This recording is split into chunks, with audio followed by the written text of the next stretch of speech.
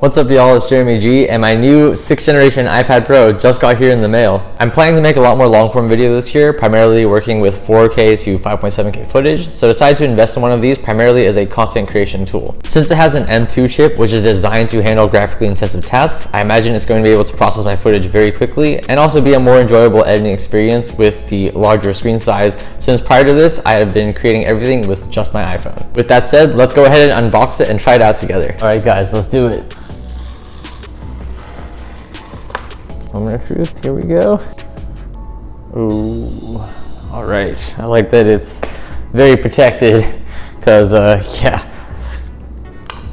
paid quite a bit for this. It's actually very thin. I thought that I was still just holding the paper when I was lifting this flap, but this is actually the entire iPad. Oh, it's in space gray, so hopefully it looks nice. Ooh, there you go.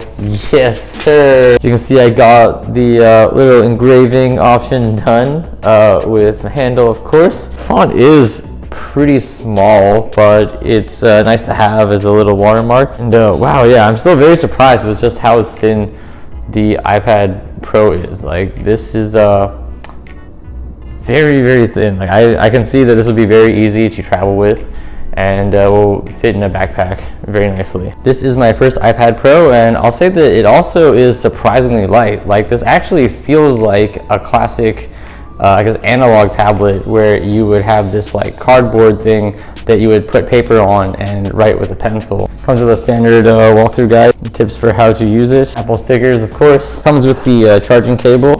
So we have standard 20-watt Apple supercharger plug, and this cable looks a little different than the other cables I've ever owned. Like, it has a bit of a texture to it, you can see, compared to standard like all solid white plastic. It looks like the iPad actually charges with a USB-C as well instead of a Lightning port. That's very interesting. I did not realize that. This is definitely a USB-C port. That's the advantage is, of course, doesn't matter which side I plug in to charge the iPad. Disadvantage would be that it, of course, isn't compatible with other Apple devices I have that use a Lightning cable. So I'll have to make sure that I always keep this one with me specifically for the iPad Pro and keep my Lightning cables for my other devices. In terms of design, the iPad Pro is pretty similar to the iPhone with the power button at the top and the volume buttons on the side. So let's go ahead and turn it on.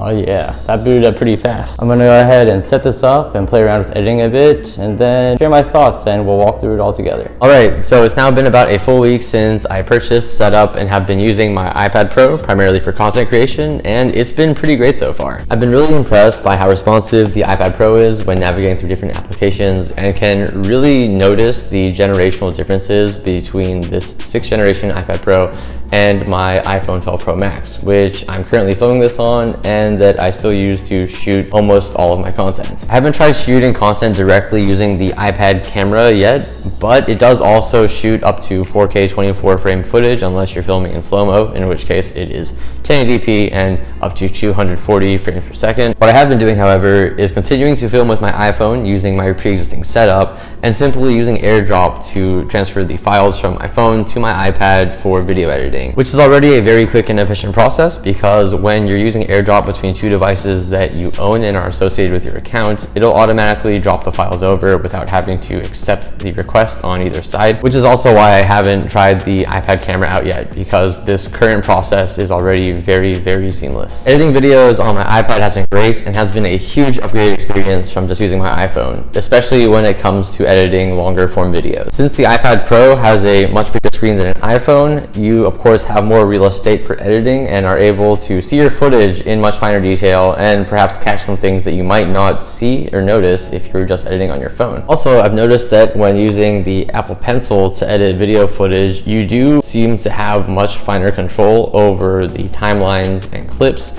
and are able to trim and cut footage or music, audio much more accurately compared to if you were to just use your fingers on your phone. As you might imagine, the same is also true for when you're doing photo editing, whether it's doing simple color grading and controlling various sliders, or you're using Photoshop and doing some retouching or heel brush editing. And of course, if you're a graphic designer or work with illustration, then the experience of using an iPad Pro and an Apple Pencil combo is much, much more powerful and accurate than just using your iPhone. Even though I'm still really new to it, I've been really happy with my iPad Pro so far. I do think that this was a really worthwhile investment mentioned, whether you're looking to get into content creation or if you just want to have a new Apple device to use for your everyday tasks. The M2 chip does seem to live up to the hype because it's been able to handle all of the high quality footage I've thrown it so far, including 5.7K, without any issues. And because the iPad Pro is so thin, it is much lighter than a laptop, and you can very easily take this with you anywhere without adding much additional load to your backpack or suitcase, which opens up a whole nother world of possibilities for things you can do from anywhere with your time. Even though it might be a bit on the pricey side, from what I've seen so far from just 1 week of using it, it's worth every dollar. So